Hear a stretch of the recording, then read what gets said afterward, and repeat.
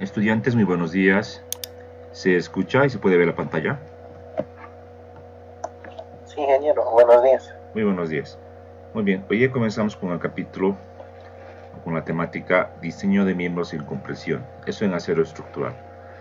Entonces, hasta la clase anterior habíamos hecho ejercicios incluso de miembros en tracción. Obviamente hay más que hacer, hay más que practicar, y lo que nos queda pendiente es aplicar eso en software, es decir, en SAP, en RAM, para verificar qué es lo que hace un software estructural en caso de tensión. Esto lo vamos a hacer junto porque vamos a cargar estructuras o armaduras, por ejemplo, para verificar miembros en tracción y compresión. Entonces, acabando este capítulo, entraremos a la aplicación práctica en software y vamos a verificar tanto lo que es tracción y compresión. Muy bien. Entonces, comenzando con nuestra temática, recordar un poquito para activar nuestros conocimientos. Cuando hablamos de compresión, pues nos referimos a lo que son pues las llamadas columnas, ¿verdad? Ese es el término más correcto.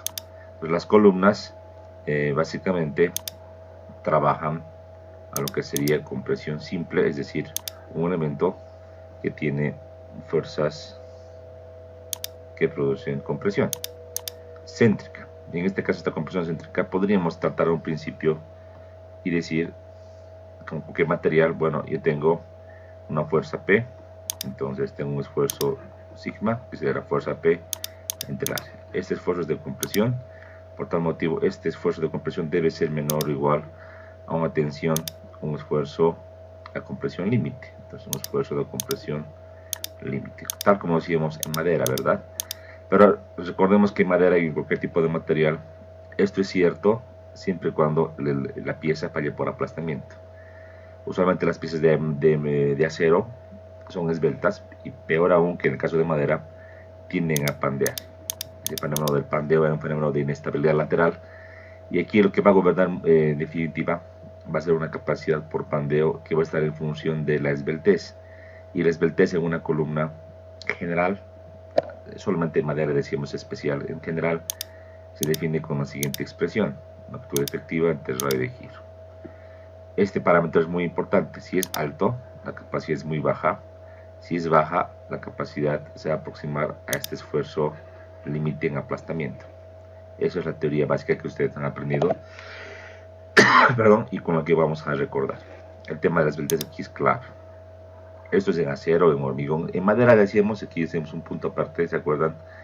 Que la esbeltez no es con el radio de giro, sino es con la distancia de que debe ser menor o igual que 50. Esto es en madera, ¿no? Caso muy especial. Aquí hablamos de acero o cualquier tipo de material. Sin embargo, sea la distancia o sea el radio de giro, lo importante entender es que el pandeo es un fenómeno que está implícito.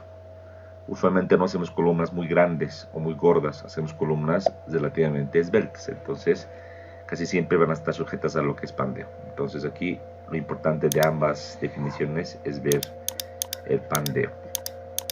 El pandeo, tal como lo hemos aprendido, tal como ustedes lo han aprendido en resistencias materiales, también en madera, pero el pandeo en acero no estamos yendo a lo que es ASD, en acero estamos yendo a lo que es RFD. Entonces pasamos de la parte elástica y tenemos que entrar a un rango inelástico. Entonces eso tenemos que vincular. Veamos a ver qué la norma de acero nos dice al respecto, ¿sí? Esto para poco recordar. Vámonos a nuestro índice del capítulo. Vamos a comenzar y indicamos que como primer punto vamos a recapitular y afianzar los conocimientos acerca de un miembro en compresión. ¿Sí? Esto ya lo vieron ustedes en Resistencia Materiales 2. Vamos a activar nuestros conocimientos y recordar un poquito, ya hemos hablado, pero vamos a volver a hablar acá. Punto número 2, vamos a identificar los estados límite de diseño en miembros en compresión en acero. Estados límites entiéndase modos de falla, al cual la norma nos dice, nos da ecuaciones de capacidad para cada estado límite. Seguramente en compresión tendremos estado límite referido a lo que es el pandeo. Seguramente, ¿no? Ahora vamos a revisar. Posteriormente, utilizaremos las prescripciones, o sea, las ecuaciones AICC para miembros en compresión. En este caso, vinculando los estados límites con lo que serían las ecuaciones de la norma. Realizaremos ejercicios de aplicación práctica en planilla electrónica, como también de manera manual. Y por último, eso que nos queda pendiente del anterior capítulo, usar software para el autodiseño de miembros en compresión. Y vamos a verificar qué es lo que es un software, cómo tenemos que introducir los datos, etcétera. ¿Sí? Creo que esto está muy bien entendido. Y avancemos pues.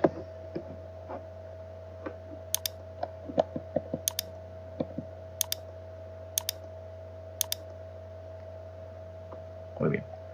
Aquí tenemos para recordar un poquito un miembro que está sometido a compresión. Claramente se lo puede ver ahí en la pantalla. Fíjense, es un miembro. ¿Por qué W? Porque me gustó. Podría ser angular, podría ser cualquier miembro. Usualmente, en cuanto a los miembros, tenemos que tener un poquito de cuidado. Usualmente clasificamos los miembros en miembros simétricos y asimétricos. Eso es importante para este capítulo. También era importante para tracción, pero en el caso de compresión hay un fenómeno muy especial. En este caso tenemos que clasificar las secciones por pandeo local, se llama. ¿Por qué por pandeo local? Les decía en la anterior clase, a veces las alas o el alma es muy delgadito comparado con su ancho, y eso hace que antes de alcanzar el pandeo general, que aquí lo vamos a esquematizar, que el pandeo general supongamos que era este, digamos en el sentido, toda la sección se va a venir de esta manera, con toda la forma del perfil, ¿verdad? En este caso todo lo que sería las alas, el alma, todo tal cual. Tratar de esquematizar de esta manera, y con sus pestañitas que serían las alas.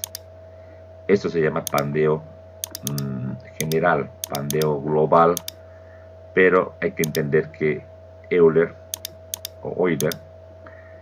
ha determinado la ecuación de pandeo considerando este fenómeno, y le vamos a llamar a este fenómeno pandeo flexionante o pandeo por flexión. ¿Por qué flexionante? Porque justamente esta elástica se parece a una viga cargada con fuerzas en flexión, tal cual. Pues este pandeo flexionante es pues global, es de todo el miembro. Hay un pandeo local que puede darse, pues repito, porque si es que nuestro miembro tiene elementos muy delgaditos, ya sea estas alas o ya sea el alma, pues antes que ocurra este pandeo global, va a torcerse de esta manera, va a torcerse como sección. Entonces este torcimiento, este pandeo local, que también le llaman los europeos abolladura, esta abolladura es ya un modo de falla que va a hacer que esta columna aguante una carga mucho menor a la del pandeo global. Entonces esto es el pandeo local de pondremos. Entonces es otro estado límite que vamos a verificar. Este pandeo local no creo que hayan visto en resistencias materiales. Han visto ustedes el pandeo global, ¿verdad? Entonces, lo que tenemos que entender inicialmente, el perfil, como está acá, les decía, podemos clasificarlos. Hay perfiles simétricos, si pondremos doblemente simétricos, perfiles simplemente simétricos y en perfiles asimétricos. Si clasificamos un poquito recordando, doblemente simétrico me refiero a los ejes ejes principales, ¿no? Este perfil tiene estos ejes, ¿verdad? Un eje le hemos llamado X, un eje Y. Para estos ejes el perfil es simétrico para los dos. Entonces aquí tenemos un perfil, por ejemplo, en forma de Y, un perfil tubular, cuadrado, rectangular, circular. Son los perfiles doblemente simétricos. Simplemente simétricos, solamente simétricos de un eje, por ejemplo el canal simétrico del eje X, por ejemplo el T estructural simétrico del eje Y, ¿verdad? Y tal vez como perfil compuesto el doble ángulo. Asimétricos definitivamente tendríamos el perfil angular. Entonces estos son los perfiles básicos, otros también se pueden colocar en la lista, pero para entender, cada perfil tiene distinto comportamiento en función del grado de simetría. Esto vamos a revisar en el capítulo. ¿Qué se aconseja para elementos de compresión? Para columnas, aconsejamos siempre perfiles simétricos. Esa es la es la recomendación. Aquí tenemos que estar. Simplemente simétricos, diremos que se puede calcular, obviamente, pero no es tan aconsejable. Y asimétricos, no tanto. Se puede también calcular, pero tiene una serie de problemas y no aguanta mucho lo que sería compresión. Preferentemente si tener siempre elementos doblemente simétricos, miembros doblemente simétricos. Si es para columnas de edificio, miembros de compresión, toda la vida. Ahora, para cerchas de techo, a veces es muy difícil decir apoyo para la conexión, un perfil en forma de I. Ahí nos vamos, por ejemplo, con un canal o con una T o un doble angular. Pues ahí nos obliga un poco la configuración de la estructura a usar elementos simplemente simétricos, pero angular simple no es aconsejable. Angular simple se da en la vida real, por ejemplo, en el caso de torres de alta tensión, usualmente se arma con puro angulares. Entonces ahí hay miembros en tensión, miembros en compresión y miembros en flexión o flexocompresión. Entonces ahí estamos obligados y tenemos que aprender muy bien a calcular angulares simples, y esto es lo que vamos a hacer también. Seguro que en el examen voy a preguntarles angulares, por si acaso, ¿sí? Muy bien, entonces también recordemos que yo puedo considerar un esfuerzo constante siempre y cuando la fuerza pase por el eje neutro, centroide. Ahí puedo considerar que por el centroide, que en este caso mi miembro tiene compresión pura, solo en este caso, compresión pura. Muy bien.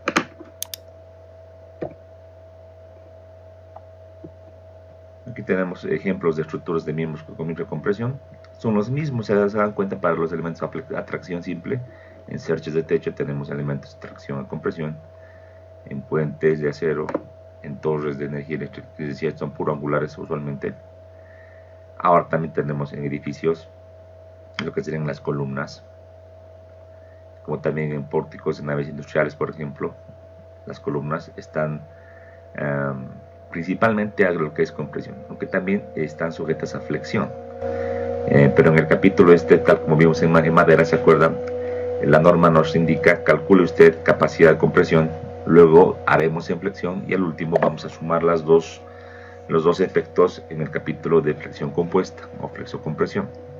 Así también acá la metodología en acero es la misma, se ve todo por separado. Muy bien. Decíamos qué tipo de perfiles son los recomendados. Particularmente yo aconsejo los doblemente simétricos. En este caso, en esta imagen, el W es la tubería tubular y la tubería rectangular o cuadrada.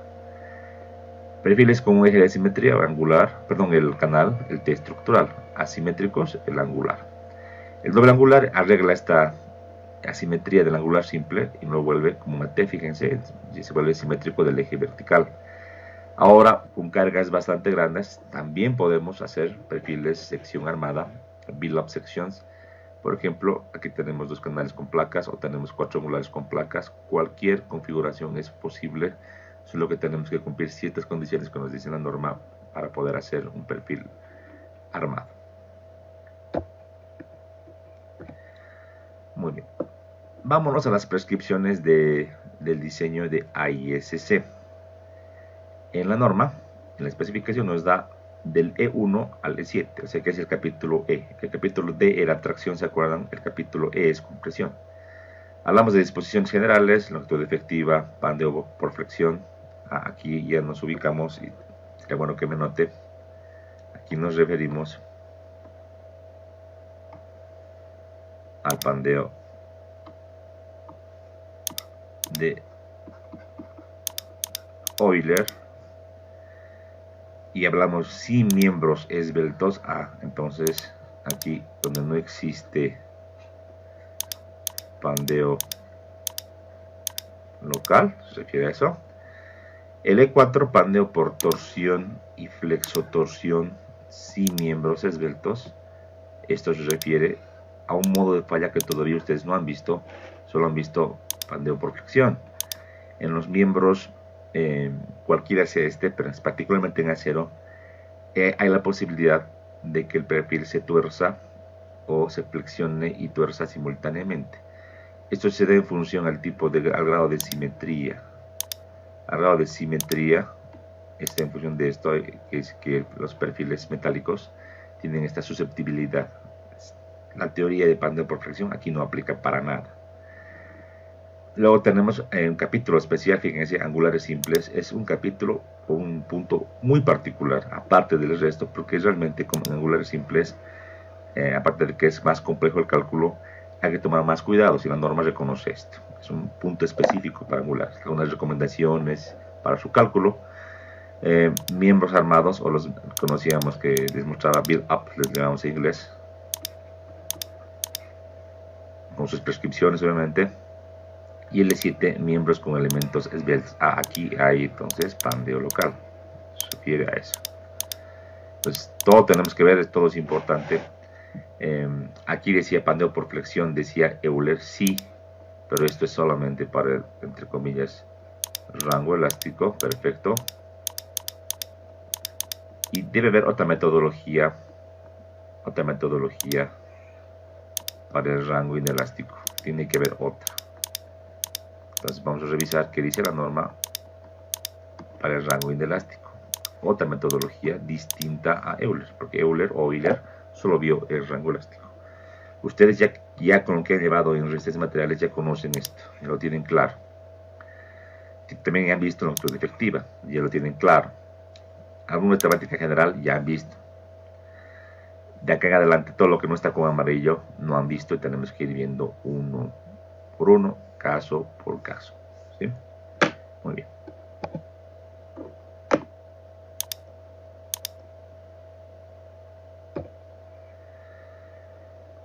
¿Qué dice E1 de la norma? Al igual que en tracción, las capacidades en columnas o en miembros en carga axial, la capacidad nominal se llama Pn. Igual en tracción era Pn, ¿se acuerdan? No varía. Alguien puede decir mejor que en tracción era que le pongan P en compresión, en tracción T y en compresión P. Pero la norma maneja un solo término. P es como la capacidad o el esfuerzo en carga axial, y Pn, capacidad o resistencia nominal. Entiéndase nominal como de ecuación, ¿se acuerdan? Ahora, para tener la capacidad de diseño o resistencia de diseño, debo multiplicar la capacidad nominal por el factor phi, factor de reducción de resistencia, y le vamos a llamar phi sub c. En tracción era phi sub t. Entonces, en este caso yo diría lo siguiente. Si hablo de capacidad, phi sub c Pn, esto va a ser la capacidad. También si quieres, resistencia de diseño. Pero solamente manejamos el término de capacidad directamente. Entonces, en todos los casos, phi sub c vale 0.90. Si se dan cuenta, algo muy beneficioso para nosotros, no es como en tracción que teníamos para un caso 0.75, para otro caso 0.90. Y daría a entender que la falla por compresión de una columna es dúctil. La pregunta es esto: ¿es una falla dúctil? Pues no tanto. El pandeo es un fenómeno de inestabilidad bastante, digamos, violento, ni que hablar de torsión o flexotorsión. Sin embargo, en las ecuaciones de cálculo ya implícitamente se tienen bastantes limitaciones en estos límites para el cálculo de las capacidades. Por tal motivo, la norma ha decidido tomar este valor de 0.9.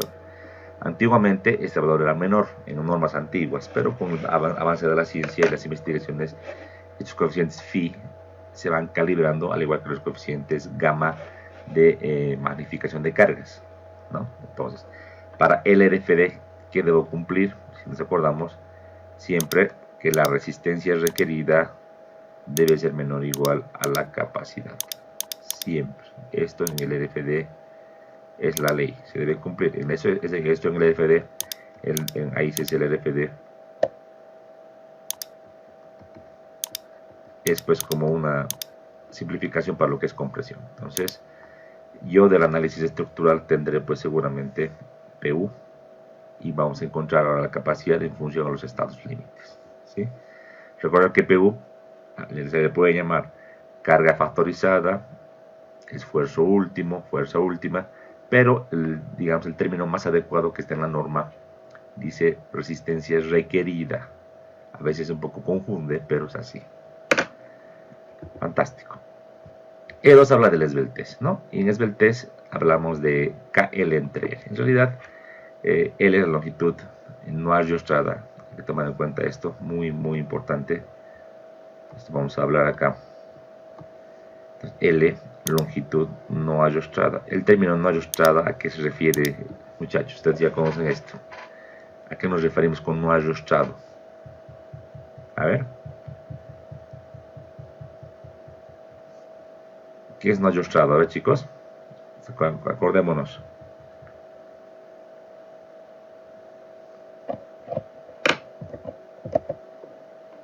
Vámonos acá a un pequeño ejemplito. Esto ya vieron ustedes también pues, en lo que sería pues madera, ¿no? Entonces, si hablamos de no ariostrado, hablemos por ejemplo de una cerchita que voy a tener elementos internos, por ejemplo de este lado así. Entonces supongamos que las cargas están por aquí arriba, son cargas verticales, gravitacionales.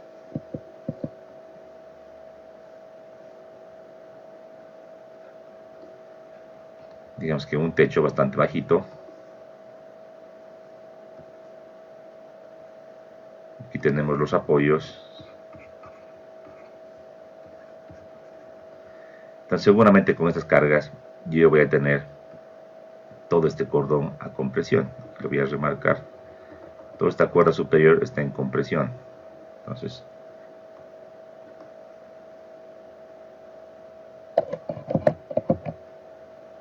aquí vamos a indicar que esto está en compresión simple.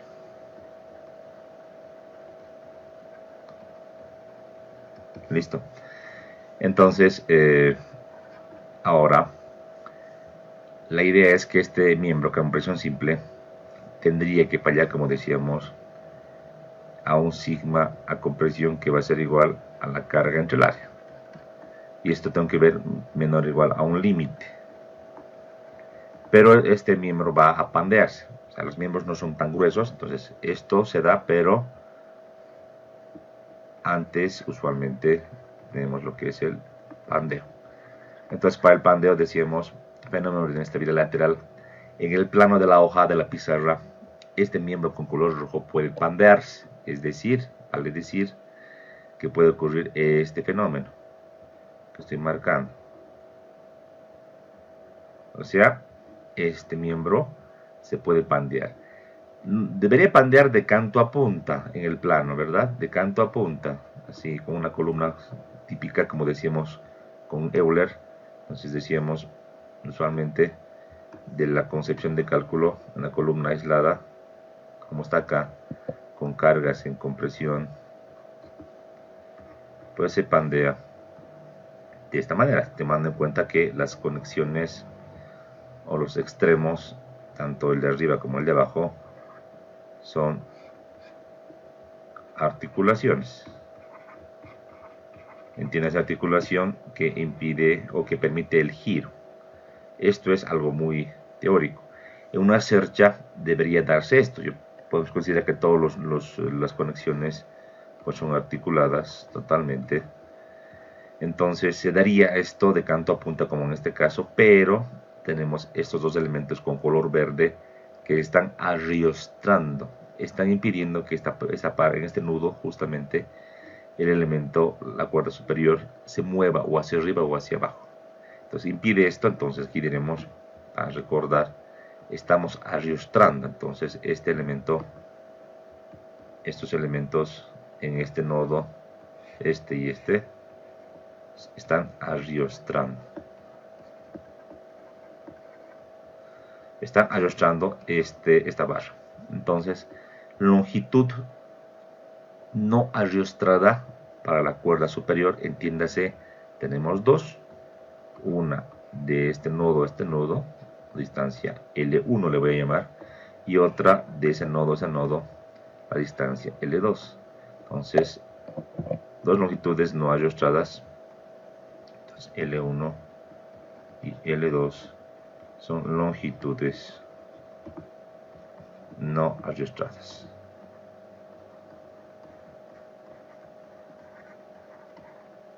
Así es el término correcto. En inglés hablamos de brace, un brace, ¿no? En español, no arrastrado o arrastrado. Entonces ahí está. Mientras más elementos yo le ponga, podría replicar esta misma cercha. Digamos que no está fallando en compresión. Y no hay manera de arreglar. Entonces yo lo que podría hacer, copiar esto mismo aquí abajo, que podría ser, pues, otra cosa, ¿no? Podría agarrar y en vez de tener solamente esas barras, básicamente yo lo que podría hacer para mejorar las condiciones de capacidad, si es que por ahí es muy baja la capacidad, podría yo pretender pues aumentar algunos elementos. Por ejemplo, podría ser esto. ¿Se dan cuenta? Entonces aquí ya he bajado las longitudes en este tramo. Tal vez aquí también me está fallando, entonces podría ver la manera de configurar esta mi cercha, por ejemplo, de esta manera. Así, así y así. Un poquito forzado, pero bueno, para el ejemplo sirve. Entonces, acá tendríamos tres longitudes, en este caso 4 longitudes, L1, L2, L3 y L4.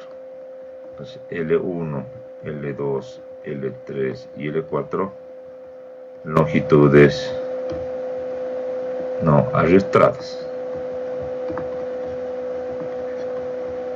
¿Sí? Obviamente el pandeo aquí va a ser un poco diferente, un poco distinto, pero seguramente que el efecto es menor. ¿Por qué el efecto es menor entre el caso de arriba y el caso de abajo? Tomando en cuenta que tenemos la misma carga Q. Entonces recordamos esto y decimos, entre el caso de arriba y abajo lo que va a variar será pues simplemente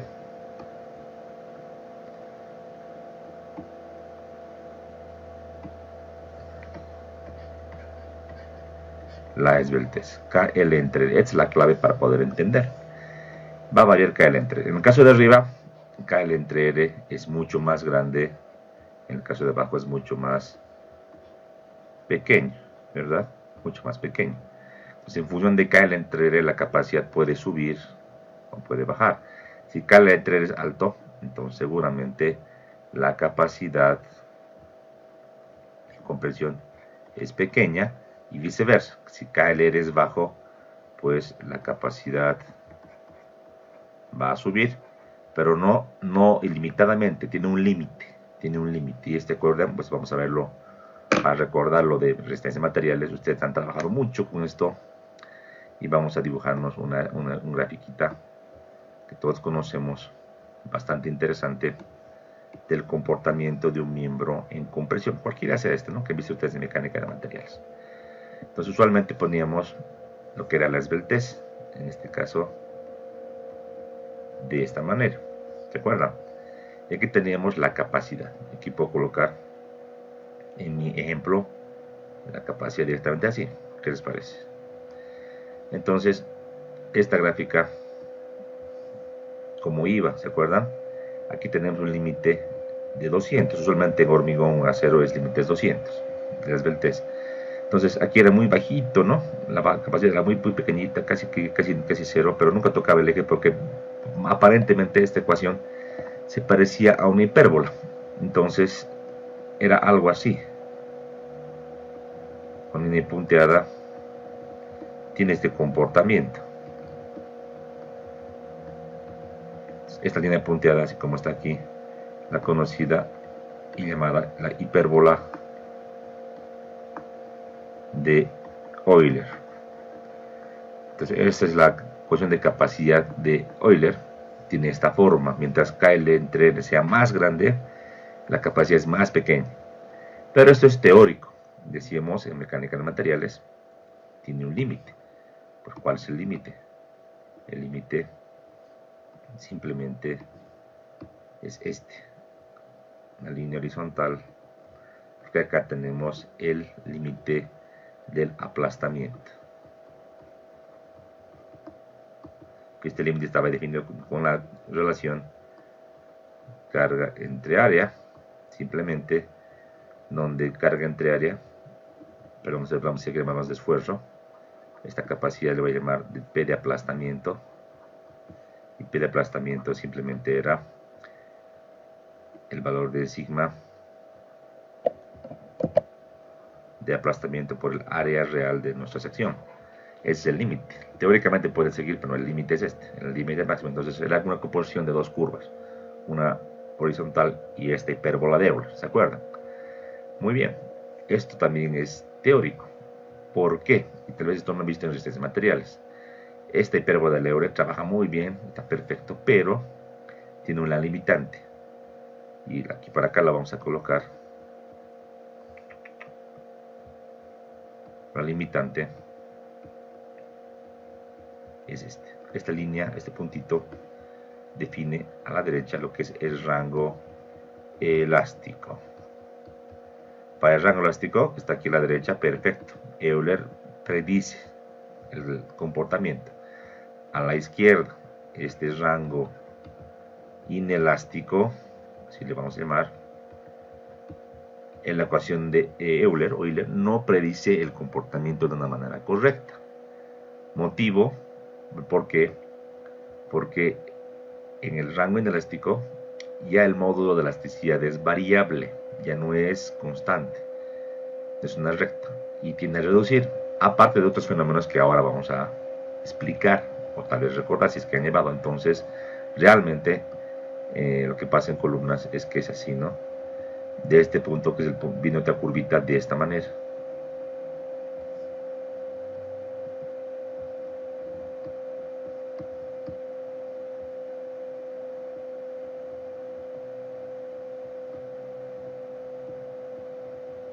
Así. Donde baja notablemente acá. Baja por acá notablemente.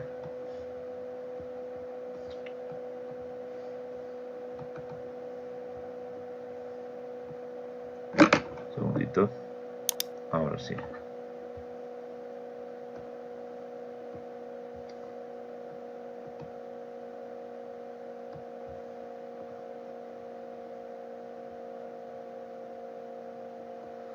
Donde baja por acá la resistencia. Baja. Entonces para un mismo valor, por ejemplo, de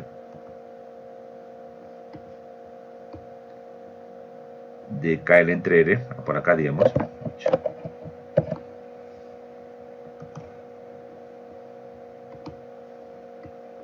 para un valor de KL entre R dado acá, la resistencia para una expresión con el rango inelástico es menor que para la ecuación de la hipérbola de Euler. Entonces baja la resistencia, tiende a bajar. Eso es el comportamiento. Entonces claramente, si ustedes han llevado solamente el tema de Euler, igual lo mismo es, mientras más grande sea la esbeltez, menos la resistencia, y viceversa. El límite, obviamente, la capacidad máxima por el aplastamiento, pero eso vamos a revisarlo ahora. Esto con consideraciones LRFD, no solamente es esto, ¿ya? Esto para recordar. Entonces es sumamente importante el tema de la longitud no ajustada. Ahora, tanto el miembro de acá como el de abajo, el pandeo que les he mostrado en el plano, también puede pandearse por fuera del plano. Entonces por fuera del plano también hay que ver cuáles son los ajustamientos posibles, porque uno tiene que verificar el pandeo en ambos planos, siempre, y verificar siempre a la esbeltez más grande, porque la más grande te va a dar la menor capacidad. ¿Sí? Estamos recordando. Muy bien, entonces volvemos a nuestra exposición. Dicho esto, el E2 de la norma nos indica justamente, nos define longitud efectiva. Longitud no ajustada sería L de un miembro, y R es el radio de giro que todos conocemos. Ahora, ¿qué es radio de giro? Está en función del tipo de miembro. Ejemplo, si vemos un miembro en forma de I como este, pues sabemos muy bien que tenemos un eje X y un eje vertical Y. Tenemos entonces un radio de giro X y un radio de giro Y. Tenemos un angular. Entonces en el angular es un poco distinto, que está el centroide. Si manejo ejes centroidales ortogonales, no principales, tengo un eje X, tengo un eje Y. Tendría un radio de giro en el eje X, un radio de giro en el eje Y, pero también tengo, pues en este caso, unos ejes principales que le vamos a llamar eje W y eje Z.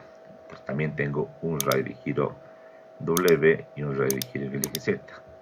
Entonces la idea es, de esta ecuación de la esbeltez, uno tiene, o tú tienes que elegir el radio de giro.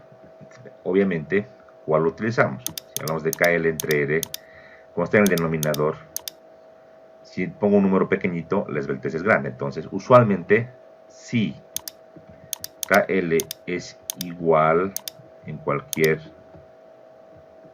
plano, o sea, en el plano de Pandeo referido al X o Y, si es lo mismo, entonces buscaremos siempre en la expresión el radio de giro mínimo, el menor. Usualmente en perfiles de forma de Y como este, el eje Y es menor.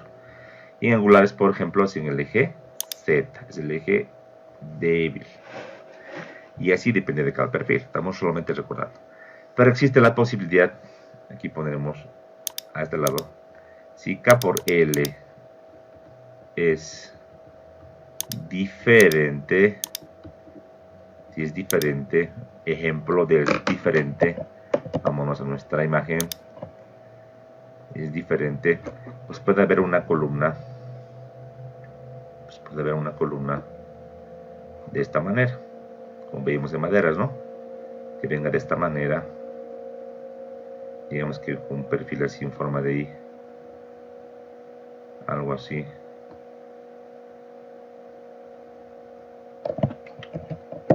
Pues me está fallando, ¿no?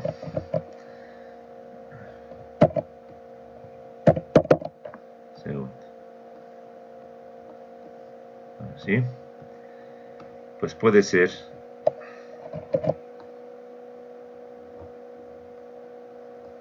que este elemento tenga una longitud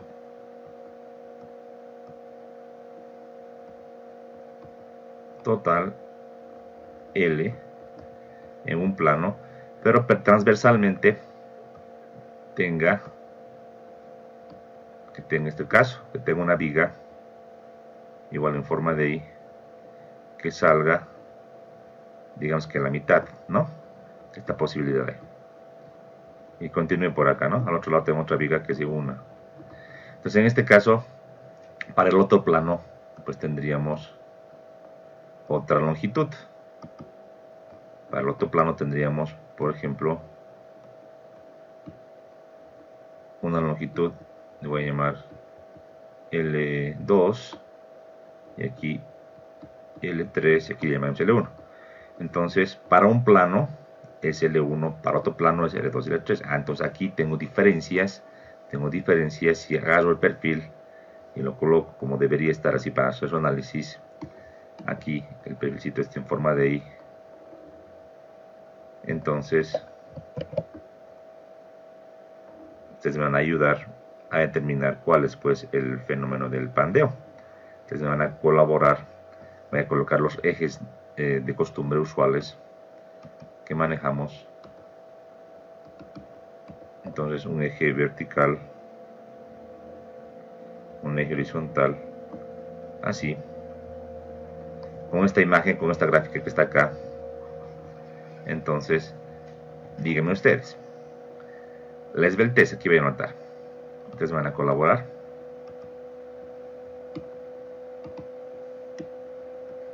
K por L en el eje X, ¿cuánto va a ser? Factor K, que lo deberíamos calcular, ¿por cuánto? ¿Qué L le pongo? ¿L1, L2 o L3? ¿Cuál le pondré, chicos? ¿Cuál le ponemos? Fíjense en la imagen, según esta imagen. En el eje X, ¿qué le pongo? L1, L2 o L3. Y lo mismo en el eje Y. ¿Qué le pondríamos? A ver, chicos, ayúdenme. Si estos son los ejes, fíjense el perfil. Entonces, para el eje X sería así. ¿Me ayudan, por favor? Podría ser así. Y para el eje Y hay dos posibilidades. ¿Cierto? Estamos bien, ¿no? Ah, pero el factor K también depende. Puede que en un plano el factor de longitud efectiva sea diferente que para otro plano. Uy, entonces voy a colocar KX por L1, KY por L2 y KY por L3. Puede ser variable también nuestro factor K. Inclusive en el eje Y podría también de ser KY sub 1, digamos, y KY sub 2. Puede variar en función de los tramos que estoy analizando. Eso tenemos que acordarnos, pero esto ya han visto ustedes muy bien en resistencia de materiales. Uno tiene que apropiar las longitudes de bandeo de acuerdo a las restricciones. A veces las restricciones son dadas solo en un plano y no en otro. Entonces hay que entenderlo muy, pero muy bien esto, ¿verdad? Usualmente, decíamos, de lógica, el radio de giro en el eje X es mucho mayor que el radio de giro en el eje Y en estos perfiles. Entonces, de lógica, yo trataré siempre para que la esbeltez que tiene esta ecuación sea un valor menor. Usualmente tendré que colocarle restriccionamientos donde al eje Y, porque en la ecuación si le pongo L abajo y me va a salir un número muy grande. Entonces, para reducirle en lo posible le bajaremos pues K y L o K por L. Entonces estas restricciones, estas vigas intermedias y demás, es de buena práctica colocarle al eje, o sea, para limitar el pandeo en el eje débil, como está aquí. Esa es la idea. Si le pongo al revés, pues no voy a arreglar el pandeo en el eje débil y la capacidad va a seguir siendo muy baja en la columna, ¿no? Estamos recordando. Pues muy bien, vámonos otra vez a nuestra explicación. Listo. Ya tenemos entonces entendido ciertamente esto. K por L puede ser variable distinto y K por L entre L también en función del eje de pandeo. Si quieres eje XY, ZW o el que tú tengas. No les obligo a ustedes a que se cierren con los ejes, que siempre sea X, X, siempre Y. Si tú quieres usar como en mecánica de materiales el eje Z y el eje Y, no hay ningún problema. Es solamente conceptual el tema este, ¿sí? Ahora, independientemente, dice que para el tema de el cálculo de esbeltez nos dice tiene que ir el capítulo C o el anexo 7. Eso vamos a ver más adelante, sí, pero ya les he explicado esa parte, hemos recordado, eso ya lo han visto ustedes en sus cursos de mecánica de materiales. Ahora, en la norma nos da con color cipromito una nota de usuario. Recordar, si es que estamos con color promito, no es tan prescriptivo, o sea, no es tan obligatorio, pero esto es importantísimo. Yo considero que esto siempre deberíamos cumplir, y los softwares mismos cumplen esto y te avisan, ¿no? Y te truncan el diseño si es que no cumples. Entonces, para siempre, para nosotros, la esbeltez KL entre R, que también la norma le llama así, le llama acá por L, L sub C, es lo mismo, ¿ya? Entre R siempre debe ser menor o igual que 200. El límite es 200, no puede ser más. Aquí dice preferiblemente o preferentemente debe ser menor que 200, ¿sí? Pero para nosotros vamos a tomar en cuenta este fenómeno. Siempre va a ser algo para diseñar una limitante. Es una limitante que siempre debemos cumplir. Es muy peligroso. O sea, si bien se ha abierto la norma y ha quitado lo obligatorio y ha puesto preferible, yo les digo, con esbelteces más grandes que 200, hasta las ecuaciones de cálculo ya no te dan algo coherente. Y las columnas realmente aguantan muy poquitito por aquí abajo. Entonces, un pequeño defecto de construcción, una pequeña abolladura, hace que la columna pueda fallar y directamente destruirse. Porque el pandeo no es que te avisa, llega ahí y la columna se va, se tuerce y se va a la columna. Y si tiene arriba, por ejemplo, un entrepiso o lo que tenga arriba, todo se va y se viene. Es algo, una falla de inestabilidad. Entonces, tenemos que tener mucho cuidado. El límite 200 es aconsejable. Es aconsejable. Alguna vez, en un caso especial, por un requisito arquitectónico, podría hacerse. Por ejemplo, hay un estadio en Europa donde han querido simular como un bosque por la zona digamos, de la construcción del estadio. Entonces, Alrededor del estadio, en cuanto a la soporte de la estructura de techo que salía por afuera, le han puesto un sinnúmero de elementos muy delgaditos, muy esbeltitos y altos, que emulaban tener como un bosque. Obviamente superaban las desde 200. Sin embargo, eran muchos elementos colocados muy cerquita. Entonces ahí todavía podríamos entender que los diseñadores se han tomado en cuenta el tema de que es mayor que 200, pero para que sea muy redundante han puesto un número muy considerable de elementos columna, porque quieren justamente emular arquitectónicamente lo que era un bosque. Pues ahí todavía se podría, pero les digo y les repito, la capacidad es muy bajita y aparte una falla en el elemento que no se considera en el cálculo podría reducir mucho más nuestra capacidad. ¿Qué es una falla en el elemento?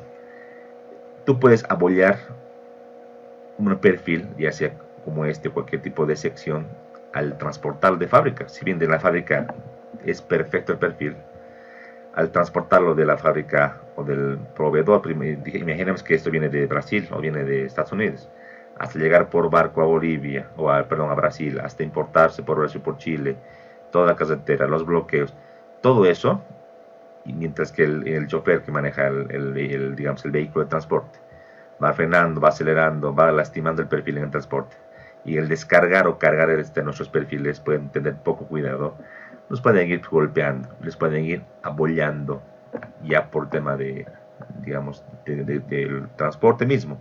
Aparte de que al colocar el perfil, esta columna puede que no esté perfectamente vertical, tener un pequeño desplome, eso por un tema constructivo.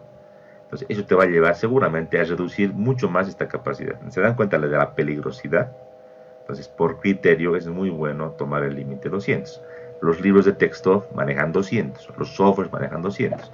La norma un poco se ha abierto a esto de decir preferiblemente, pero yo les digo, para esta materia, para su trabajo, de aquí en adelante, yo les recomiendo tomar el límite 200. Y para la materia será un límite obligatorio. ¿Ya? Para una evaluación estructural, como el que dice preferible, alguien se podría agarrar de esto y decir, bueno, yo he hecho un valor de 200, mayor de 200, pero tiene que demostrar con el cálculo que su capacidad encontrada es mucho mayor a la carga solicitante, ¿no? Eso habría que verificar y demostrar. ¿Sí? Ahora, luego habla, nota de usuario número 2, de lo que sería L sub C, o sea, la magnitud efectiva. Entonces, en este caso dice el factor K, para poner K por L igual a L sub C, debe ser determinado con métodos, en este caso, coherentes. Ahora vamos a ver algunos métodos coherentes que nos dice la norma. Ya, primeramente, antes de entrar tanto en materia, un poco para recordar lo que ya lo hicimos con nuestra explicación acá. Aquí tenemos algo un poquito más, digamos, esquemático y más sencillo de recordar. Tenemos un perfil en forma de I. Ahí están los ejes principales. Repito, usualmente de la norma, el eje horizontal, el eje X, el eje vertical, el eje Y. Y por la configuración, obviamente, el eje fuerte es el eje X. Aquí en inglés, strong axis, eje fuerte. Y el eje Y, el eje de Y. Por ese motivo, sabemos que la inercia en el eje X es mucho mayor que la inercia en el eje Y. Eso es evidente. Pongamos las dimensiones que pongamos, es evidente. Y eso se busca en la fabricación de los perfiles porque queremos tener justamente esto, una gran inercia en el eje X, porque este tipo de perfil es, decíamos, ideal para vigas. Entonces, su función fundamental es ser una viga. Pero igual si se lo usa como una columna, un tipo de elemento, también se cumple esto, pues claramente, ¿verdad? Hablamos de eje fuerte y eje débil. Por tal motivo, aquí vamos a aumentar, entonces, si el radio de giro, de manera genérica, es la inercia entre el área, pues obviamente, por lo tanto, el radio de giro en el eje X es igual a la raíz cuadrada de la inercia en el eje X entre el área, y el radio de giro en el eje Y es igual a la raíz cuadrada de la inercia en el eje Y entre el área. Entonces, si tú tienes que las inercias en X son mayores que las que Y, y ves aquí las fórmulas claramente, entonces, por lo tanto, el radio de giro en el X es también mucho mayor que el radio de giro en el eje Y. Eso es como una conclusión, ¿no?, del análisis de las inercias. Es muy evidente. Obviamente, esto solamente es para un pequeño programa de ahí. El angular, el T, son casos especiales. Tú tienes que recordar tus conceptos de resistencia a materiales. Muy bien. ¿Cómo hallamos K? Hay dos maneras fundamentales. La primera es encontrar K en función de esta metodología clásica que vincula las restricciones idealizadas contra este factor. Entonces, recordemos, ustedes han visto esta parte en resistencias materiales. Por ejemplo, Euler o Euler ha hecho su análisis para este caso, para el caso de esta tabla, por que está en el anexo del capítulo C, anexo. Aquí tenemos una articulación, aquí tenemos otra articulación. Tenemos aquí una columna biarticulada. Entonces, Euler se planteó este problema con la carga P en cuanto a la carga crítica de Pandeo, ¿verdad? Y en función de su análisis se da cuenta de que ese factor de la longitud efectiva pues vale 1. Aquí en valor teórico, K vale 1. Si hacemos el cálculo de la integral de Euler, que ustedes ya lo han visto en resistencias materiales, y llegaran por ejemplo, biempotrado, empotrado como es este caso, entonces van a encontrar que este factor K es 0,50. Por tal motivo, la columna aguanta mucho más, ¿verdad? Es muy evidente. Y para por ejemplo, empotrado articulado 0,7, por ejemplo, se encuentra matemáticamente. Este caso es poco especial, es empotrado desplazable. Este nudo que está aquí arriba es desplazable, es decir, se puede mover, pero no girar. Para este caso se encuentra el valor de 1 también. Para un empotrado libre, 2. Y para un articulado desplazable, también 2. ¿Ya? ¿Habrá articulado libre? No, porque sería inestable. Solo en estos casos los que se ven en la norma y en todos los textos también de resistencias materiales. Valores teóricos. Ahora, estos valores teóricos se deben corregir, se deben ajustar. Entonces digamos que realmente el valor teórico, por condiciones de campo, se dice, uno no puede tener nunca un empotramiento perfecto, por ejemplo. O no puedes garantizar que esto sea totalmente así, ¿no? Que no pueda girar nada, que sea totalmente perfecto con el empotramiento. Entonces, se han ido calibrando estas fórmulas teóricas con temas experimentales y se encuentra lo siguiente, valores recomendados. Para el biempotrado, 0,65. Para el empotrado articulado, 0,8. Se dan cuenta, están subiendo los valores, es decir, te van a dar menor capacidad. Para un empotrado desplazable, 1,20. Para un empotrado libre, 2,1. Y los demás valores, solamente este valor y este valor son los mismos, se repite. En el biarticulado no hay donde más, o sea, las articulaciones, si no son perfectas, te van a generar algo de restricción al giro, así te va a ayudar a bajar el factor K. Entonces la norma te toma como 1, repites. Acá lo mismo, el articulado desplazable, si la articulación que está abajo se tiende a ser un poquito más restringida a lo que sería el giro, también tendría que bajar K, entonces se mantiene también 2. Valores de diseño, valores teóricos. Para el diseño siempre considerar siempre. Este ya no, solo era teórico para que ustedes deduzcan sus ecuaciones y demás. Muy bien. Estas son condiciones, como dice acá, aproximadas. Y les diría ideales. ¿Por qué ideales? Porque yo no sé realmente qué tipo de apoyo yo podría tomar como empotramiento o como articulación perfecta. Es muy difícil. La teoría dice todavía en una cercha puedes tomar como que está esto biarticulado como factor K igual a 1, pero en un pórtico, ¿qué tomarías? Y si para entender esto vayamos a recordar qué les parece esta imagen. Y díganme ustedes, por ejemplo, en este nudo, digamos que aquí, este nudo con color rojo estoy marcando, aquí hay una columna, y aquí voy a marcar con otro colorcito, que tengo esta columna, ¿verdad? Ahí está. Aquí tengo una viga. Entonces para esa columna que tiene aquí una viga arriba y una viga abajo, hasta aquí, ¿no? Todo esto es. Entonces, dígame, ¿esto yo podría asimilar a qué? ¿Podría tomar en cuenta esto? Tal vez. Un empotrado articulado. ¿Será que está bien esto? ¿O será un biempotrado? ¿Qué dicen, chicos? ¿Cuál tomamos en cuenta para este nudo? ¿O será abajo también articulado? ¿Cuál sería? Pues es muy difícil. Yo no puedo decir a ciencia cierta esto se parece más a un empotramiento, o es un empotramiento de o es un apoyo articulado. Muy difícil. Pero lo que sí podemos saber o entender, que mientras, por ejemplo, en este nudo que estamos aquí marcando, tal vez sea bueno poner nomás un puntero más grande, es bueno entender lo siguiente. Aquí, digamos, en este nudo, si la viga fuese más peraltada, más rígida, más grande, va a tender esto a parecerse a un empotramiento. Si la viga es más pequeñita, menos inercia comparado con la columna, va a tratar a parecerse a un apoyo articulado. Pero nunca va a ser una articulación perfecta ni un empotramiento perfecto. Entonces es un caso intermedio, que es variable en función de las condiciones de rigidez. Aquí el término clave es rigidez. ¿Qué es rigidez? Aflexión. Entonces, con esa idea nos quedémonos. Entonces, en estructuras, digamos, realistas, yo no podría a ciencia cierta animarme a decir, oye, no sé, pues esta columna es pues bien potrada, bien articulada o algo así. Entonces, ante esa dificultad, pues salta otra metodología. Esta metodología es el método referido, en este caso, a la relación de rigideces. Este método tiene unos nomogramas que salen de unas ecuaciones un poco antiguas de cálculo que siguen vigentes, que vinculan las rigideces de los nudos. Aquí los factores G que se ven aquí en esta imagen, les voy a copiar aquí arribita.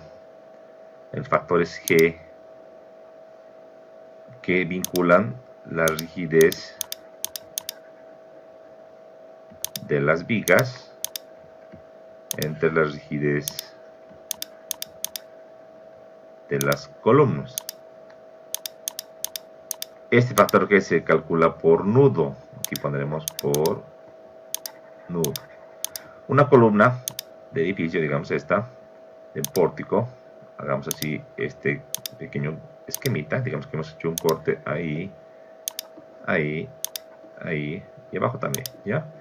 Entonces tenemos ahí en nuestra imagen una columna, esta es la que quiero analizar, y tenemos dos nuditos. Tenemos un nudo, le voy a llamar aquí A, y aquí abajo un nudo B. ¿Por qué arriba, abajo B? Es indiferente. Entonces, esta expresión de G, ¿cómo la tengo que entender? G de A, ¿cómo sería?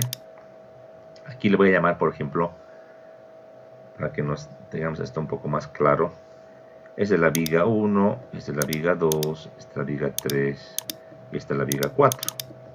Y las columnas, la de abajo, la que se engancha con esta columna con color rojo, le llamaré aquí columna 1, esta que yo quiero columna 2 y aquí arriba columna 3. ¿Qué les parece? Listo. Entonces, la relación de rigidez es como tengo que entender, y aquí está. Pues en este caso, en el punto A, dice la teoría, perdón, aquí me he equivocado en esta expresión, me van a disculpar, esto es al revés, esto es, oh, perdón, me he equivocado de borrador, aquí está el borrador, ahora sí, la rigidez de las columnas entre las vigas, esto es al revés, ahora sí. ¿Por qué dice columnas? Porque tenemos que entender que, por ejemplo, en el punto A, en el nudo A, que está aquí, estoy marcándole con este circulito, le llegan dos columnas, la columna 3 y esta columna, le hemos dicho la que estamos analizando, la columna 2. Entonces sería rigidez. ¿Qué es rigidez? Aflexión. Aflexión. La rigidez de aflexión, recordemos, se define para elementos barra por el módulo de elasticidad por la inercia. Eso es la rigidez. Entonces será la sumatoria de la rigidez en flexión, pero vinculada con su longitud de las columnas, entre la sumatoria de la rigidez en flexión de las vigas. Ya en este ejemplo, eso diríamos sería el valor de G. Déjeme borrar esta parte. Universal. Si hablamos del punto A específicamente, G de A, pues simplemente será lo siguiente. Tenemos columna 3, entonces sería el módulo de elasticidad afuera por inercia de la columna 3 entre longitud de la columna 3 más inercia de la columna 2, la de análisis, entre longitud de la columna 2. ¿Se dan cuenta? El módulo es constante, ¿verdad? Estamos en A0. Abajo lo mismo, el módulo de elasticidad entre la inercia de la viga 1, entre la longitud de la viga 1, más la inercia de la viga 2, aquí a la derecha, entre la longitud de la viga 2. Ahí está la expresión de cálculo. Como es acero estructural, el módulo es constante, pero lo que hacemos es simplificar, ¿no? Entonces, decimos, es acero, entonces este módulo con este módulo se van y solo me queda esto. Ahora la pregunta es, ¿qué inercias? Las longitudes son geométricas, es puedo leer. ¿Qué inercias? Depende cómo esté pues, esto ejecutado. Por ejemplo, puede ser que la columna 3 y la 2 estén colocadas así en la vista, en esa vista del pórtico, de esta manera, es un perfil en forma de I, o sea, el perfil visto en sección de esta manera, o al revés, la otra alternativa, acá estamos, que esté colocado de esta otra manera, solamente así. Pues en este caso el perfil está colocado del lado del ala. En el caso de los perfiles en forma de I, son dos posibilidades, ¿no? Y depende del perfil, pero yo voy a estar explicando con este. Que tengo que fijarme, obviamente, los ejes, ¿no? Obviamente lo importante en este caso son los ejes. Aquí tengo el eje principal X, el eje principal Y, el eje mayor es el X, aquí al revés. El vertical es el eje débil y el horizontal el eje fuerte, ¿verdad? Entonces, en función de esto, yo pondré o a la inercia en columnas del eje X, el eje Y, en función de eso.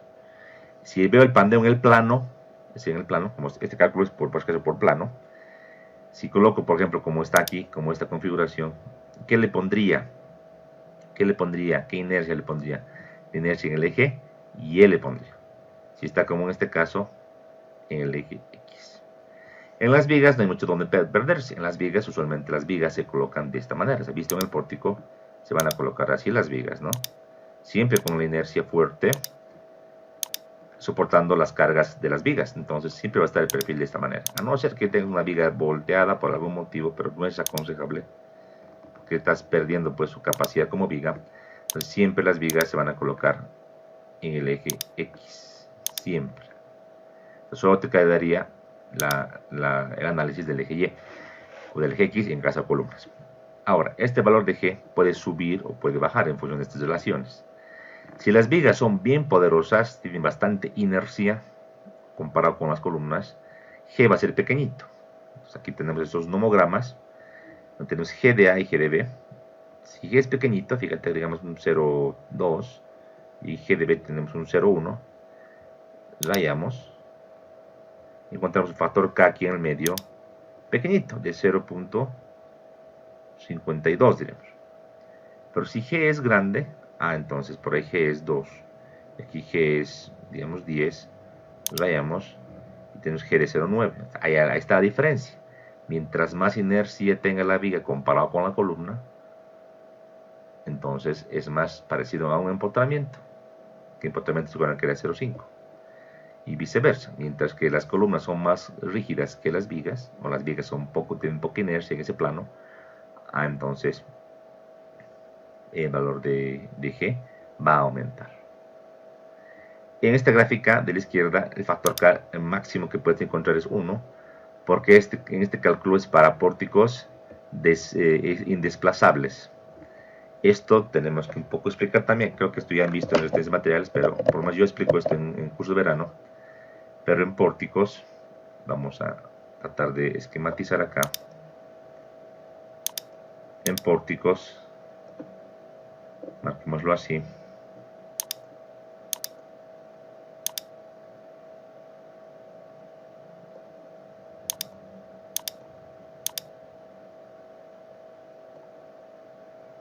Así de esta manera. Ya, de esta manera. Si hablamos de pórticos, Entonces, aquí tenemos todo lo que sería el terreno natural. Tenemos, digamos, empotramientos, pongamos, empotramientos, no importa. Pues en pórticos tenemos, para el pandeo, obviamente las cargas gravitacionales. Tenemos todo lo que son carga muerta, carga viva, todo eso ya conocemos, ¿verdad? Tenemos carga muerta, carga viva, viva de techo, carga de nieve, granizo, todo lo que es gravitacional, ¿no? Si es en el techo, si es en el piso, ciertamente. Si es en el piso, bueno, para que aclaremos bien, es carga muerta y viva. Si es en el techo, hablamos simplemente de LR y S. Para estas condiciones, no hay tanto problema de decir mi pórtico es desplazable o indesplazable, o es ajustado o no ajustado, no importa. Para las cargas laterales, vale decir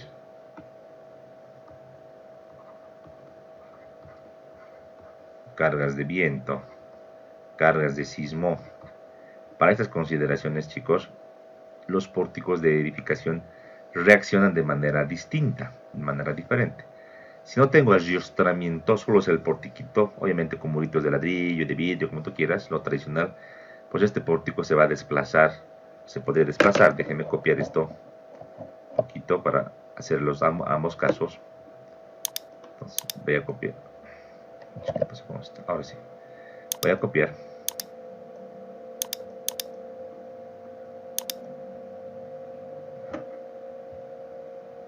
Ahora sí.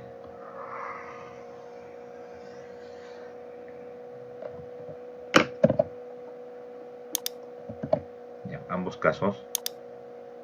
Ahí. Y en este caso no le voy a colocar ningún ajustamiento. No está ajustado. Entonces, aquí ojo, hablo de la estructura, no de la columna como tal. Entonces, en la estructura podría pasar esto. Podría pasar de que ante este fenómeno de las cargas laterales, mi estructura se desplace lateralmente. Si tampoco estoy exagerando, ¿sí? De esta manera, todos los elementos se desplacen de esta manera. ¿Ya? Y este desplazamiento, debemos llamar delta, es muy grande por el fenómeno del viento del sismo. Entonces, este comportamiento en las columnas influye. Entonces, muy aparte de las cargas verticales, si viene el sismo o el viento y además hay carga vertical, se supone que en la columna se va a pandear más fácil. Entonces acá el factor K es mayor que 1. Y eso es muy malo, porque si es mayor que 1, la capacidad de las columnas va a mermarse de manera significativa. Y en este caso, uy, ¿qué pasa con el color? Entonces me cambió todo de otro colorcito, no importa. En este caso, sí, tengo unos elementos, por ejemplo, como los que estoy dibujando ahorita, con unas diagonales de acero, por ejemplo, es un caso. Obtengo unas diagonales de este tipo,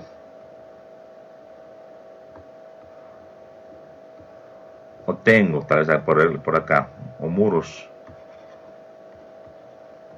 de hormigón armado, pantallas, o las diagonales, esta se llama por si acaso cruz de San Andrés, creo que todos conocemos, pero es el término que se le da. Y esas Bs preferentemente no es así. Preferentemente estas Bs tienen que ser al revés, son de B invertidas. A ver cuánto colorcito, estas Bs son así. Entonces aquí tenemos las B invertidas o muros en cruz. Y tenemos uno de los tres en cada pórtico, en este caso en este pórtico. Ante este fenómeno de carga lateral, pues no va a pasar mucho problema, si bien se va a desplazar, pues no va a ser mucho, es el mínimo. Entonces ya delta es chiquitito, ya no se considera tanto comparado con otro caso. Delta es casi insignificante y no lo tomamos en cuenta en el cálculo. Por eso en este caso los elementos que tienen carga lateral para el pandeo se dice K menor o igual que 1. El límite sería 1, el más crítico. Ahí está la diferencia entre pórticos arrastrados y pórticos no arrastrados. En un edificio usualmente hay de los dos, no todos los pórticos son arrastrados. En otro tipo de estructuras aquí analizando, si hay la posibilidad de que exista un desplazamiento, pues ante carga vertical va a ser mucho más crítico y K va a ser mayor que 1. Esa es la definición. Entonces, para este análisis, aquí tenemos pórtico arrastrado, el primero de la izquierda, el límite 1. Aquí pórtico no arrastrado, el límite es infinito, pero un límite práctico es 20. Eso es. En inglés poco varía de acuerdo a la literatura. En la norma de acero, aquí le llaman la norma sideway prevented, sideway, aparte aquí inferior, me siguen por favor, movimiento lateral prevenido, dice, o restringido, y acá sideway permitted, o movimiento lateral permitido, o sea, pórtico desplazable, aquí a la izquierda, pórtico indesplazable. También le llaman pórtico contraventeado, lo que sería el de la derecha, que es contraventeo, le llaman a estos elementos diagonales que le muestro aquí abajo. Los contraventeos, contraventeado, aquí pórtico no contraventeado, pórtico arrastrado, no arrastrado, pórtico, en este caso, desplazamiento permitido, no permitido. O sea, es hay que tenerlo de esa manera. Son solo términos nomás. Entonces, lo más peligroso es tener una columna de un pórtico que sea desplazable. Ahí sí te va a salir factores K mayores que 1. Es igual para estos casos. Supongamos que era 0,2 y 0,1. Vamos a ver 0,2 va por acá. Aquí 0,1 rayamos y fíjate, pues, para ese caso 1.1 sale K. Y para el caso de 2 y 10, de 2 y 10 que está por acá, esta rayita, nos sale 2.2 comparado a este valor de 0.9. Hay una gran diferencia. Si no les gusta hacer estas gráficas, ambas gráficas salen de unas ecuaciones no lineales que les voy a facilitar para que programen ustedes en una planilla y usen un método numérico, si quieren hacer así. Alternativamente a esto, tenemos las ecuaciones de Dumont-Weil del año 92. Por si acaso estas de la izquierda se llaman nomogramas de Jackson y Moreland. Son muy antiguos, pero válidos todavía. Y son más precisos. Están, pero para el rango elástico, ojo. Y Dumont-Weil, el año 92, es un investigador francés, nos da dos ecuaciones mucho más sencillitas, no son no lineales, son facilitas de calcular, igual en función de G, que ciertamente nos da valores de K cercanos a los que salen con los homogramas, cercanos. Entonces también otra alternativa para utilizar son estas. Eso sería el método tradicional. Este método de hallar K, por si acaso, se llama método de la longitud efectiva.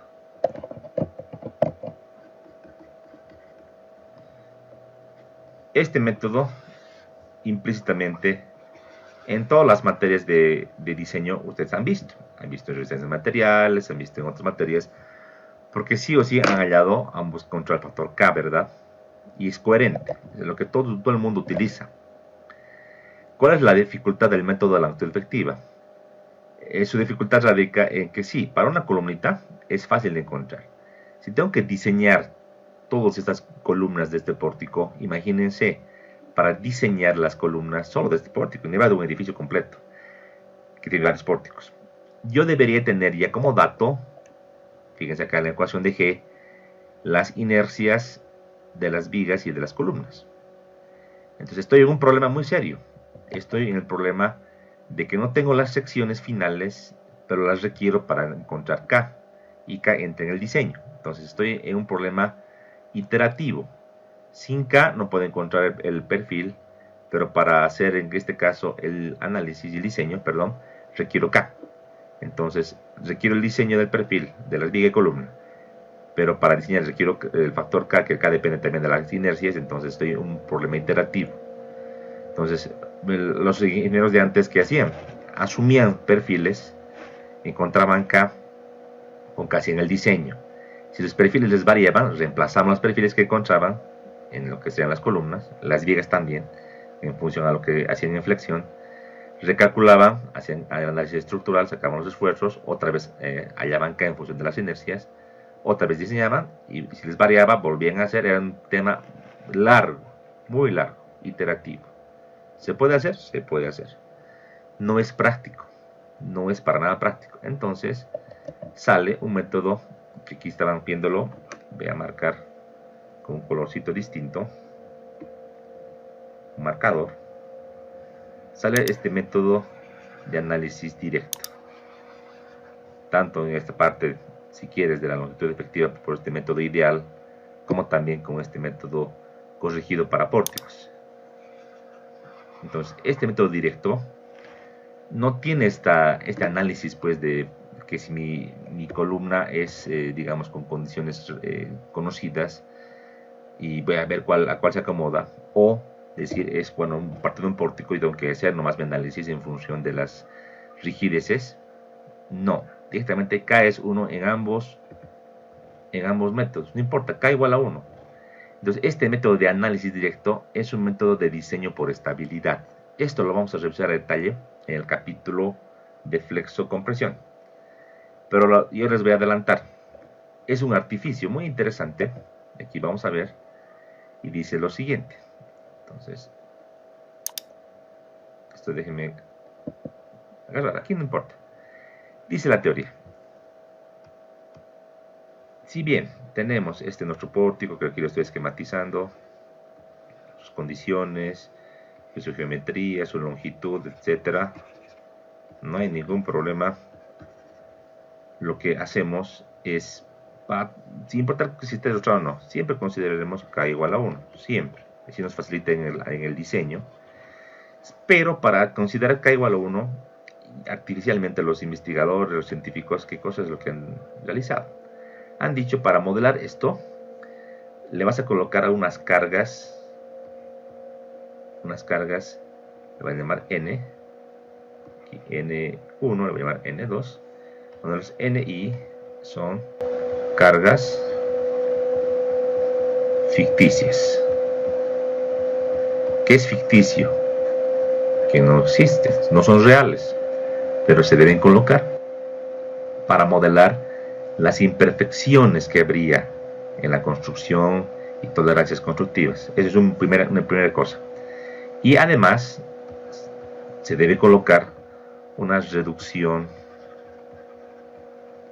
de rigidez para lo que sería el análisis y el diseño. Entonces, la reducción de rigidez para el análisis y el diseño dice mi valor de EI en lo que sería el diseño de las columnas, y EA, que es para fuerzas en este caso en compresión, las vas a bajar, las vas a reducir, tienen que bajar con un factor.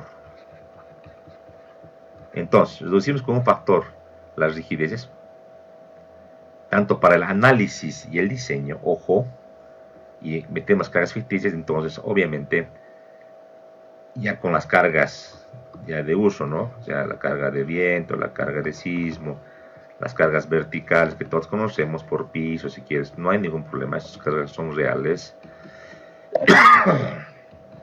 Con esto y con esta reducción de rigidez se modela ciertamente ese efecto, ese fenómeno del factor K.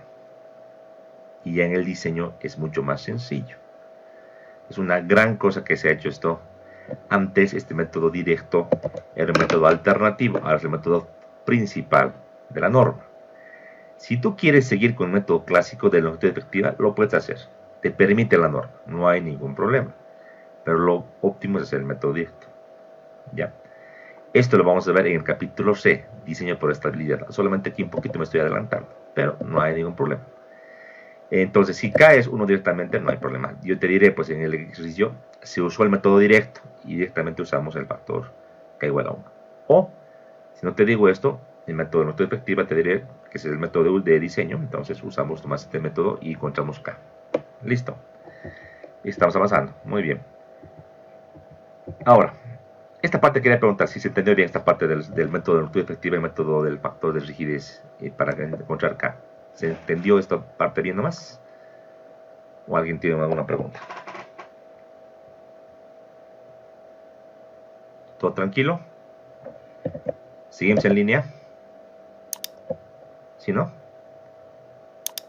¿Estamos bien? Perfecto, gracias. Vámonos ahora a algo más. En cuanto a compresión, ciertamente decíamos, bueno, cualquier tipo de estructura o miembro, sea en tracción, compresión, flexión, tenemos algunos fenómenos que van a afectar.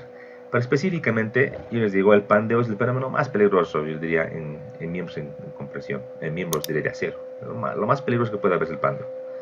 Es para pandeo por compresión en columnas, porque también hay pandeo en vigas, ojo, en columnas hay cosas que van a afectar. Por ejemplo, las condiciones de apoyo. Hemos dicho, si es un empotamiento, es un apoyo fijo, es diferente, el factor de rigidez va a cambiar. Las excentricidades desconocidas. Claro, o sea, jamás en la vida es muy difícil tener una columna de edificio con carga céntrica en el medio. Siempre hay algunas excentricidades. Y a veces, aunque tú pretendas hacerlo en el diseño que sea céntrico, algunas excentricidades desconocidas ya por la misma construcción, desplome, por ejemplo, que puede haber otro tipo de fenómenos. Imperfecciones del elemento, claro. El elemento, si bien es manufacturado, puede llegar a la obra con alguna torcedura, alguna imperfección. En el mismo material también podría tener algún fenómeno o un problemita con el material, pero no es tan frecuente. Torceduras iniciales del perfil, esfuerzos residuales, que esto vamos a recordar, esto ustedes ya han visto, y problemas de desplome, decíamos verticalidad. Son fenómenos que influyen en el análisis y hay que tomarlos en cuenta. ¿Ya? Entonces, para esto verlo a detalle, vamos a ver la siguiente clase, pero vamos a entrar ya a lo que dice la norma. La norma tiene esta tablita, está un poco chiquita, acá lo voy a abrir de mi computadora, déjenme un segundito. Aquí vamos a abrir mi nueva computadora, en la norma, ya, denme un segundito. ¿Dónde está mi norma? ¿Dónde está? Aquí debe estar. A ver, un segundito. Creo que no he copiado. Aquí está. Entonces, de la norma, vamos al capítulo. Esta está en español, esa es la que está en inglés, la que les recomiendo. Al capítulo E, que es compresión. Capítulo E, listo, página 33. Y es lo mismo que hemos explicado al principio, ¿no? Las 7 partes que tiene la norma, proporciones generales, valor factor phi para el RFD, tal cual está. Y luego de eso salta este cuadrito. Este cuadrito es bastante interesante y nos va a enseñar qué es lo que tenemos que hacer. Es como una guía. Como se complica un poco porque tenemos miembros sin elementos esbeltos, miembros con elementos esbeltos y diferente tipo de secciones. Entonces un poco se complica esto de la norma, pero para que no te compliques la vida, este cuadro ha llegado para salvarte y hay que así que tenerlo. Por ejemplo, si la sección transversal es en forma de I, simétrica, dice, si no hay elementos esbeltos para el diseño en este capítulo, vaya al E3 y vaya al E4. Estados límites, dice acá. E3, pandeo por flexión. Bueno, en inglés, pandeo es buckling, ¿no? Así se escribe, ¿no? Este B de labiales de buckling. F de flexural, o sea, de flexión. Pandeo por flexión. Listo. Tú con esto diseñas y ya estás. Pero además, un perfil en forma de I puede tener problemas, decíamos, no solo hay pandeo por flexión, hay pandeo también por torsión, aquí dice. Y para esto, vaya hacia el E4, dice. Eso es técnica. Entonces, estados límites de una sección normalmente simétrica en forma de I, pandeo por flexión, pandeo por torsión. Sin elementos esbeltos, ahora con elementos esbeltos, ¿se acuerdan? Decía cuando las alas o el alma son muy delgaditas comparadas con su longitud, ahí directamente tienes que irte al E7. El E7 es la última parte de la norma y justamente es el esfuerzo de compresión o miembros de compresión con elementos esbeltos. Estados límites a verificar: pandeo local, que vinculado con este fenómeno, pandeo por flexión, como el de acá, y pandeo por torsión. O sea que es como aumentarle el pandeo a eso de la izquierda al pandeo local. Pero todo hay que leer lo que dice el E7. Ahí está, para entender cómo funciona. Vamos bajando. Vámonos, por ejemplo, a este. Perfil canal, perfil en este caso en forma de I asimétrico de un plano. Entonces, ¿cómo hacer este diseño? Igual. Sin elementos esbeltos, L3 y L4, solo que hay pandeo por flexo-torsión acá. Ya no es pandeo por torsión, sino por flexo-torsión. Y si tienes elementos esbeltos también L7 y tienes un pandeo local por flexión y por torsión. Entonces, a diferencia de los perfiles ya sabemos simétricos, nos suena esto que es por torsión, aquí la falla es por flexo-torsión. Y eso ya tenemos que un poco entender. Si es un tubular, ya sea cuadrado o circular, fíjense, sin elementos esbeltos, solo expande por flexión.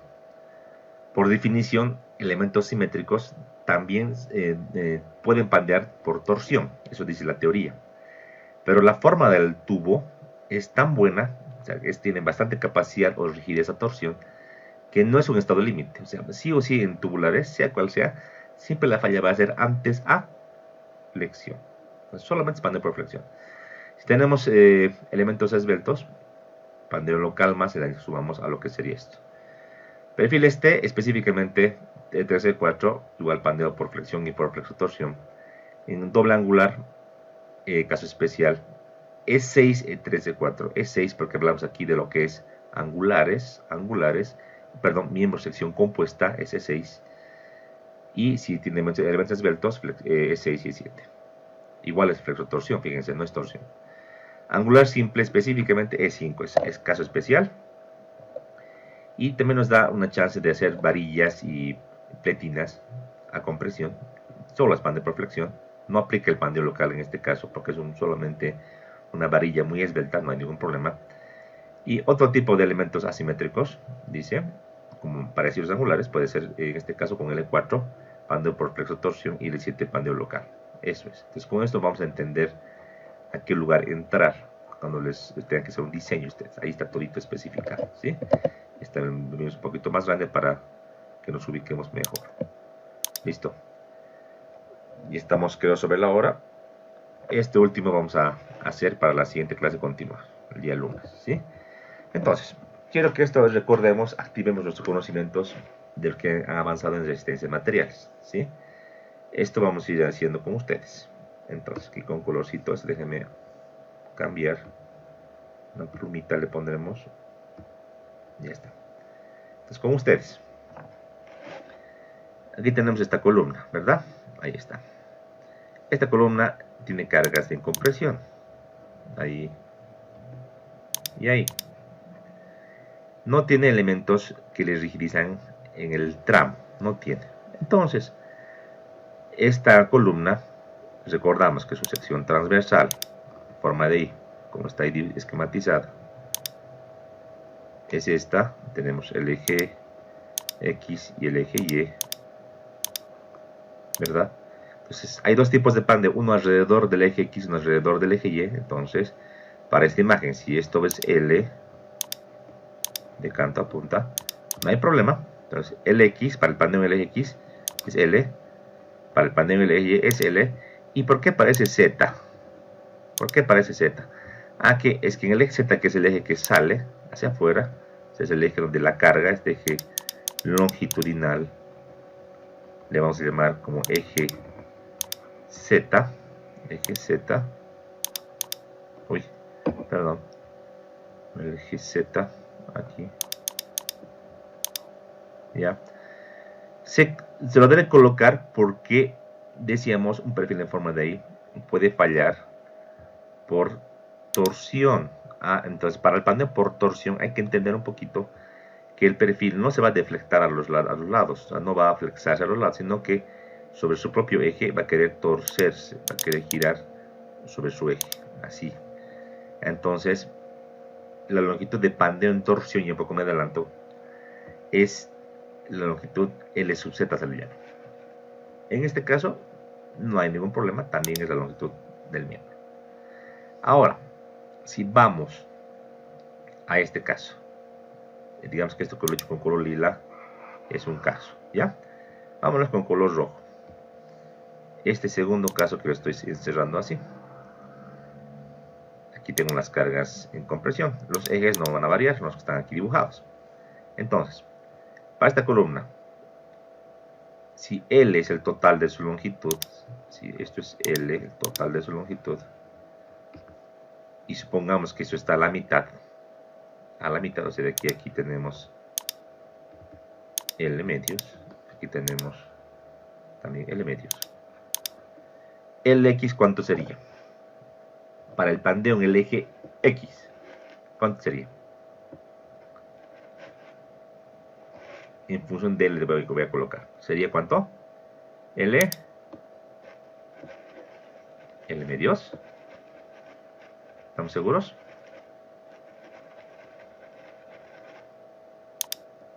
¿Qué dicen, chicos?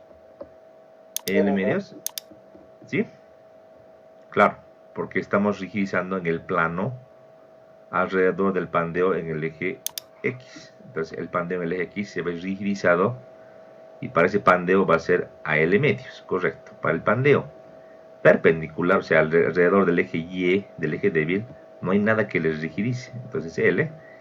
Y en el de torsión, aquí incógnito podemos, todo va a depender, esto es un asterisquito, de cuán bien puede rigidizar este sistema de vigas al giro de esta columna, porque torsión es giro alrededor de ese eje Z, ¿te acuerdas? Entonces, si es que esas vigas, obviamente eso es pues de lógica, nunca va a haber en el espacio dos vigas colgadas sin nada así en el espacio. Estas vigas se van a unir a otras columnas y demás, o muros, ¿no? Entonces, de hecho, yo considero que estas vigas con todo el sistema van a evitar que esta columna se gire. Solamente si es que la articulación, aquí es una articulación bien rara que permitiría el giro, no tendría rigidez para que esta columna gire y yo le pondría L.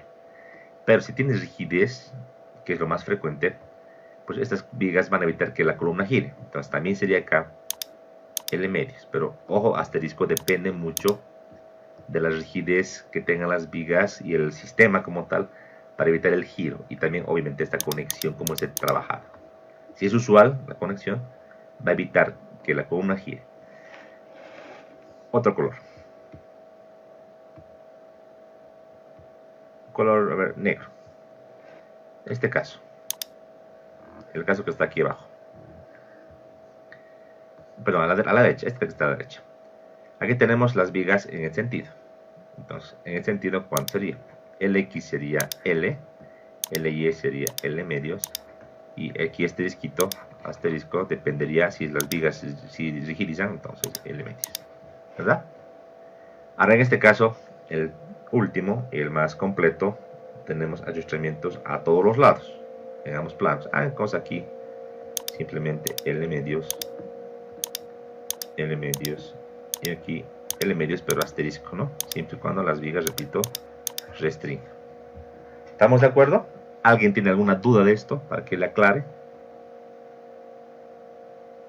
Esto es un conocimiento básico de resistencia de materiales 2, pero igual, si alguien duda, ahora tiene que preguntar, porque luego voy a hacer ejercicios, práctica, y si ya no me siguieron el hilo, estamos perdidos.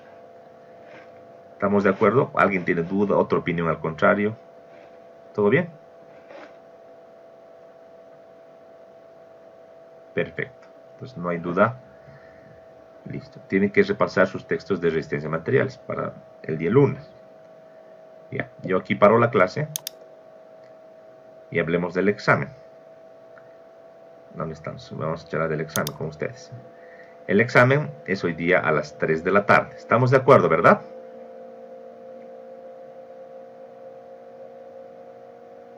¿Estamos de acuerdo? Sí. Ya.